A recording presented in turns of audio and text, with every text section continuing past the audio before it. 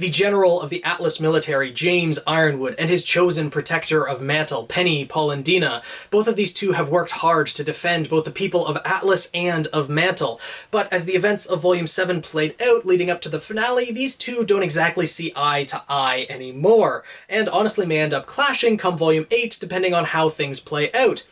But how exactly would a fight between Ironwood and Penny go? Let's find out in the next exhibition match of the Phoenix Festival Tournament. These two will be fighting 1v1 to a full aura break using Amity Coliseum as the stage, with no possibilities of a ring out. I'll be doing my best to analyze their weapons, their fighting styles, and their abilities to determine who I think would ultimately win. But it will be up to all of you to decide in the comments below by majority vote the overall winner. So make sure to comment who you think would win and give a brief explanation as to why. One thing I will mention though, this fight is going to be much different than the fight that would take place in Volume 8, because this one there is going to be no magic in play. We're going to assume that Penny is not going to be using any of her maiden powers, and we're also going to assume that Ironwood is fighting at full capacity, meaning that his arm isn't injured like it is at the end of Volume 7, and he's going to have both of his weapons, Due Process and the unnamed black gun that was shot out of his hands when he fought against Watts. We don't know if he exactly recovered it, but we're going to assume he has it for this fight. Now, before we get into analyzing today's combatants, let's go over our previous fight between Cinder Fall and Glinda Goodwitch. In that video, I said that Glinda would ultimately come out the winner, that because of the way the environment was structured, it would be a very difficult fight for both of them. In an open coliseum with no biomes in play, it would be difficult for either of them to get a real footing. Cinder would be able to use the fire dust in her clothing to make ammunition and fire off at Glinda, but Glinda, with her semblance of telekinesis being so versatile, she could use it on herself, dodge out of the way, not to mention deflect anything that Cinder would throw at her, and it would be very difficult and fairly even on an open playing field. But Glinda's experience would definitely play a factor, and she would ultimately be able to win out over Cinder. And when biomes were in play, Glinda would just have even more of an advantage. Though both of them would have more ammunition, Glinda, with her versatile semblance, could use pretty much any rubble in any biome, whereas Cinder would be more attuned to a desert biome, making glass out of the sand, and Glinda's versatility would just come out on top. It would be a close match, but ultimately Glinda would be the winner. And in the comments below that video, most people did agree that Glinda, being the more experienced fighter and having the more versatile semblance, would be the winner as well, but still, it would be a fairly difficult fight. Cinder is very strong, especially for her age being a lot younger and more inexperienced than Glinda. It would still be a difficult fight, but Glinda would end up defeating her, especially without Cinder using her maiden powers. Now let's get into analyzing today's combatants, starting with Penny Polendina. And Penny is one of the more interesting characters to analyze, as she has a few unique characteristics compared to everyone else in the RWBY series. She is an artificially created person, and because of that, we're not exactly sure how her aura works. We know she's capable of generating an aura, but we've never seen it flicker or even break in the RWBY series. We can assume it broke when she fought against Pyrrha and ended up being destroyed, but we didn't actually see it break like we saw Pyrrha's break when she fought against Cinder. So because of the amount of aura she has, it might work a little bit differently. Because remember, the aura that Penny has is only a fraction of Pietro's, therefore a fraction of the aura that normal humans are actually born with. So it might operate under different rules, so hopefully we'll get an expansion on that in Volume 8 and things will be clarified. But for these purposes, we're going to assume that Penny's aura operates just the same as everyone else's. But Penny also has another very unique characteristic thanks to her upgrades in Volume 7. Penny is capable of unassisted flight, which she's going to take full advantage of in the Phoenix Festival Tournament and in all of these matches, which makes her an extremely difficult target for anyone to actually land a hit on, let alone break their aura. That, in combination with Penny's weapons, her floating array, makes her a very difficult opponent to face. Her floating array is a collection of 8 to 10 blades. She had 10 blades in Volume 3 and 8 blades in Volume 7, so somewhere in there we're going to assume that number, and that's the limit of her floating array, that she can't summon any more blades than 10. all connected to her back via metal cables that Penny has complete control over. She can manipulate them individually, sending out a volley of attacks, or have them all work together for large sweeping motions, creating pretty large attacks in and of themselves. So they have quite a bit of versatility with them, being able to wield multiple swords, whereas most people can only wield maybe one sword in each hand. So yeah, definitely a lot to keep up with.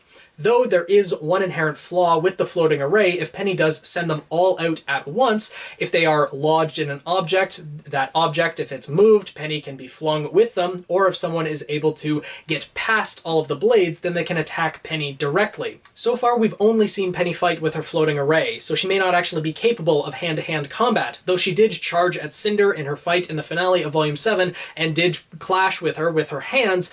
She wasn't really throwing any punches or kicks or anything like that. So Penny, if you get in close and past her floating array, there might be a pretty good advantage there, or at least opportunity if Penny doesn't, fly away. But a floating array also has other capabilities, namely that each of the blades can fire a laser out of it. Again, a lot to keep up with when coming at you individually, having, 8 to 10 things firing lasers at you from multiple different directions. Yeah, that's gonna do a lot of damage. But not only that, Penny can combine all the lasers together for one giant Kamehameha, as we saw in Volume 7. So yeah, Penny has a lot of destructive power, and we saw in Volume 1, before she had the Volume 7 upgrades, that it was able to slice apart multiple ships. Now that may have been nerfed since then, but still, when Penny was able to use that in Volume 7, she used it against an Elder Megaliath and wasn't able to penetrate its bone armor. Now, considering it was an Elder Megaliath, one that was much larger than the rest, older than the rest, its armor plating could have been a lot thicker, and Penny's lasers were, just weren't able to penetrate it. Even though it could cut cleanly through metal, maybe this bone plating is just tougher than that. We're not exactly sure, but we're going to assume that Penny's lasers can't cut through Ironwood's body, because that would just be a little bit too easy. Because we saw in Volume 6, when Yang fought against Adam, Yang was able to block Adam's entire charged up strike and just leave a few scratches on her arm. So we're gonna assume that Ironwood's body is just as strong, if not stronger, than the metal in Yang's arm, and so Penny won't be able to just, blast right through it. Though if the lasers are on it for long enough, not only is that going to drain Ironwood's aura, that's also possibly going to start superheating his arm and melting it, making it malfunction, or other parts of his body if she fires like square at his chest or something like that. So that's definitely going to be something to look out for. Now, Penny herself, we don't know if she has a semblance. Considering that she only has part of Pietro's aura and yet her own soul, it seems very likely that she does have her own semblance, but we just haven't seen it in the RWBY series. Maybe she doesn't because she's an artificial person. We're not exactly sure, so she doesn't have a semblance to analyze for this video. Still, an extremely tough opponent to face. But moving on to Penny's opponent in this fight, James Ironwood, another really tough opponent in his own right, and who we only recently got to see his full fighting capabilities in Volume 7 when he fought against Watts.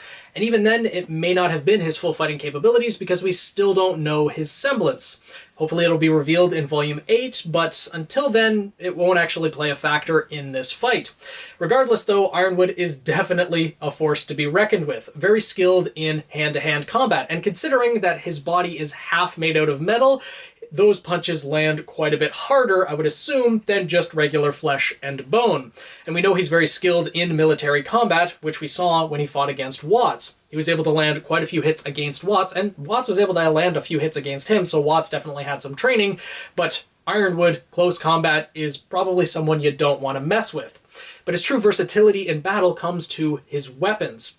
He has, I don't know if I'd exactly call them twin pistols, but he has dual pistols that he wields, both for different purposes.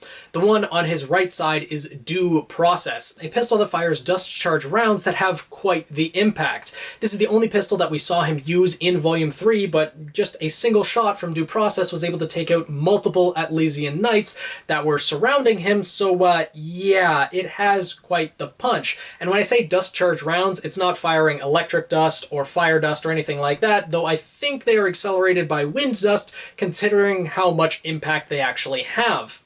But if you ever think that Ironwood would not be able to keep up with Penny as she's flying through the air, well, that's where his second pistol comes in. The one wielded in his left hand is a black pistol that fires gravity dust rounds, allowing him with a single bullet to launch himself through the air quite a distance. And firing it multiple times, he can launch himself into the air, as we saw in Amity Coliseum when he fought against Watts. He uses this for mobility more than anything, though he could fire it at an opponent to really throw them off balance as well.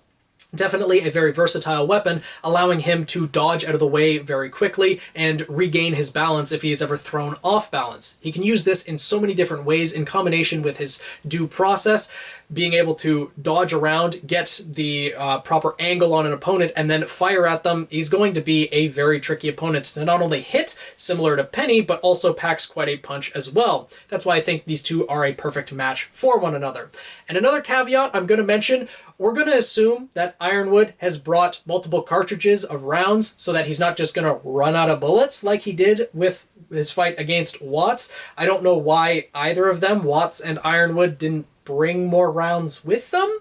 Maybe they didn't think the fight would go that long. Well, Watts wasn't really expecting a fight, so I understand him, but Ironwood, all he would have to do is just bring another case of rounds to put in his pistol and he could have kept going. But anyways, just a small little nitpick there, but we're going to assume that Ironwood did bring more rounds and he's not going to run out in battle. Though, if he does run out in a single cartridge, that could give Penny an opening as he's trying to reload, though I'm sure military training he'd be able to do that very quickly. Anyways, getting into how this fight would actually go. Starting off the fight, Penny would obviously equip her floating array and be ready for offense and defense, possibly even just firing laser beams off at Ironwood right from the get-go, because they're probably pretty familiar with each other's fighting capabilities. At least we know that Ironwood is very familiar with Penny's, being there throughout her entire design process and upgrade process, etc. So Ironwood knows what Penny's capable of. Whether Penny has seen Ironwood fight is another question, but still I don't think Penny would want to take many chances with the general of the entire Atlesian army. Regardless, Ironwood pull out both of his pistols, maybe fire a few rounds at Penny, which she would either be forced to dodge or block. Not much of an issue considering her unassisted flight and also using her blades to either deflect any bullets or, you know, create a nice shield in front of her, etc. Wouldn't be too hard to do that. But if Penny does try to dodge out of the way, that would give Ironwood the opportunity, dodge or block, possibly obscuring her vision. Ironwood could use his pistol to fire a dust round, a gravity round behind himself, and launch himself very quickly up to Penny. With his metal arm, he could even grab Penny's blades and pull them out of the way so that he could land a few hits against her. This is going to be a fight that is determined by close combat if Ironwood is going to win, and by long range if Penny is going to win. Because Penny has long range superiority, Ironwood has close range superiority if he can get past the floating array. Considering his metal parts and that Penny wouldn't be able to just simply cut through his metal parts or blast through them with the lasers, it's going to be a kind of drawn out fight actually. Because Penny, with her swords, Ironwood could block either with his pistols or with his arm itself, which would drain his aura, assuming of course aura actually passes through metallic objects, which, you know, I kind of question, again, going back to the fight between Yang and Adam. Adam sent out that giant energy blast. Yang blocked with her arm, and it damaged her arm. It put a couple cuts in her arm. So the aura wasn't protecting Yang's arm, but her aura was still active because she used her semblance against Adam to finish the fight, or at least knock him backwards and disarm him from his sword. So Yang still had her aura, yet the metal was still damaged. I don't know if aura actually covers the metallic parts. Which, if that's the case, then Ironwood's very vulnerable, half his body being metal, that, well, he could use that to block and wouldn't be taking damage to his aura. There's a lot of questionable things about this fight, but still, Ironwood would be trying to get in close to deal damage to Penny, or at least get past the floating array to be able to fire some shots at Penny. But Penny, having all of these blades, she could use 4 for blocking, 6 for blocking, and have the other 2 be swinging around and going after Ironwood. Now, they are all attached on the metal cables, and if someone interferes with those cables, they could be used against her. As we saw in the fight that she had against Pyrrha, you know, if they're all pushed backwards with a lot of force, that could end very badly for Penny if they get tangled. So Ironwood could even just grab the cords, knowing where they come out of, and ragdoll Penny that way, which could be a very frustrating thing for Penny, because if Ironwood actually is able to grab, like, either all of or part of some of the cables, that would probably be close to game, set, and match. Penny probably wouldn't let this happen, being able to dart around, and everywhere she tried to escape, Ironwood would definitely follow using his gravity dust. So the way this would end up playing out is that Penny would have to use her more versatile movement. Considering she has unassisted flight and could make minor adjustments, whereas Ironwood only has a strong force in a single direction, she would have to use that to be able to dodge and try to make it so Ironwood just either can't land a hit on her or can't actually grab hold of her or anything like that. It would be a drawn-out fight, but when Ironwood eventually ran out of the gravity dust rounds and had to reload, that's where Penny would have to take her opportunity to attack. Though Ironwood, being a strategic person, you know, a general, being able to come up with tactics on the fly, if he ran out of dust rounds, he would be keeping rounds in due process to keep Penny at bay while he reloaded, etc. So it would be a very drawn-out and tactical battle, though I do see eventually Penny wearing down Ironwood more so than Ironwood wearing down Penny. I find it very difficult to determine which one would end up winning in just an open biome. A lot of people, I'm sure, would say that Penny is going to win flat out, but I don't think that's the case with Ironwood using both of his guns to their full effect. He'd be able to keep up with Penny, block Penny's attacks using either his pistols, which are made out of probably just as strong a metal as Penny's blades, and firing rounds at Penny whenever the opportunity arose. Like, yes, Penny would be able to use her blades more versatility and have more weapons to surround Ironwood, but I think Ironwood, using his gravity dust rounds, would be able to dodge out of the way and avoid a lot of them, though I do think Penny would ultimately end up being the winner just overall and by a slight margin. And when you consider biomes in play, this would give more areas for Ironwood to duck into if he needed to reload. Penny would have a bit more difficulty landing hits on Ironwood, and Ironwood honestly may have a higher chance of winning given any biomes in play, especially urban biomes or forest biomes, places where he could hide. And I don't think Penny would actually use her giant laser blast at this point, or at all during this match, because if Ironwood's able to dodge out of the way using one gravity dust round and then launch himself up to Penny using another, well, he could easily get behind Penny, land quite a heavy hit against her, and possibly even just win the match that way. So this is a difficult fight to call. I do give the win to Penny, though it's not going to be an easy win by any means. Overall, though, let me know what your thoughts are in the comments below. Who do you think would end up winning this fight? I kind of anticipate that a lot of people are going to be saying a clean sweep for Penny, but I honestly think Ironwood has a really good shot at winning this as well. I do think Penny, but would love to know your thoughts down below as to what factors would play into that. Would it be Penny's lasers, that she could just bombard Ironwood, that he wouldn't be able to overcome that, even with his dust rounds? Honestly, with the lasers, Ironwood could probably just charge through them using his metal parts as a shield, and just blast right through that, surprise Penny, because he would be able to get right up there, right real close, before his aura broke, or possibly even took that much damage, depending on if it does through metal body parts, etc. So still a lot of questions here, but again, I'd love to know your thoughts down in the comments below. For our next exhibition match in the Phoenix Festival Tournament, we're going to have a little bit more infighting in the Atlas military, this time to determine who is Ironwood's true second in command. We're going to have Clover Ebby fight against Winter Schnee, as both of them definitely have a claim to the position of Ironwood's second in command. Clover being the leader of the Ace Ops, definitely being a part of the military for a long time and being extremely loyal to Ironwood.